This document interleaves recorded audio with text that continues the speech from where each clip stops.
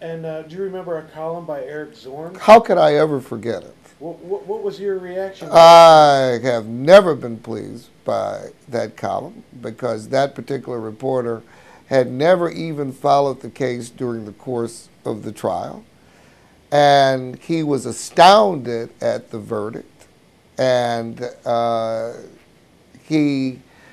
I'd love to see what he has to say today because in his column he said that it would be overturned. I'd like for him to know that this went all the way up to the Supreme Court and was not overturned. I was very displeased with his column. Do you think there was a group of journalists like Eric Zorn who were not reasonable in covering the case? Well, what I say not reasonable is that they had done, it was clear he had not been at the trial, had not heard the testimony. Now that's what I consider unreasonable. Did you ever receive a phone call from Eric Zorn asking specifics about the case? Any journalistic? Only after the verdict. He called you? After the verdict.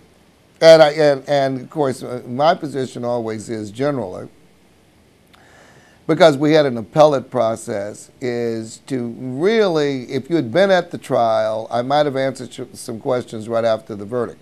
But being on special assignment from the city, I didn't feel I was in the position to continually talk about the case until after it was resolved by the Supreme Court.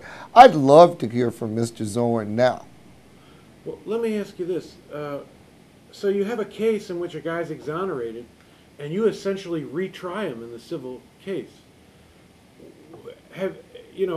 Doesn't this strike you as an absolutely fantastic situation? Well, I don't think that it happens often. I do think that this was an extraordinary trial with an extraordinary result that I think that people are still stunned about today. So, did anything about this? I want to ask you two questions. So, after the verdict, after your victory, did any journalists do any follow-up story about it that tried to explain, how this guy was essentially reconvicted in a civil trial and yet he's free?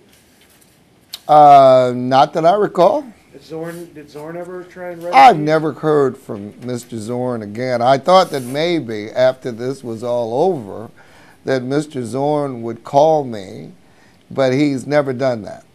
Do you take offense to that?